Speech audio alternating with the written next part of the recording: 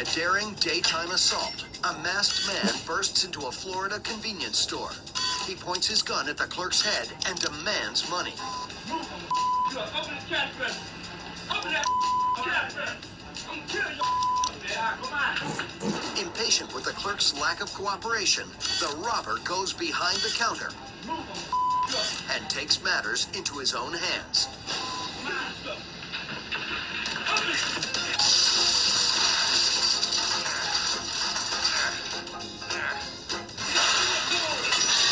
I think he's got, like, I guess, a chain lock on the thing or something like that, but no, it's not. It's the plug. Cash registers are electric, so they're plugged into the wall.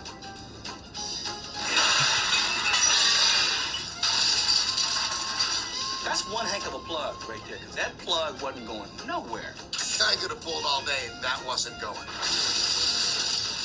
Unplug it, maybe then you could actually get away, but no. And then the clerk's on him, and he just drops it and runs out. Get out of there, quick.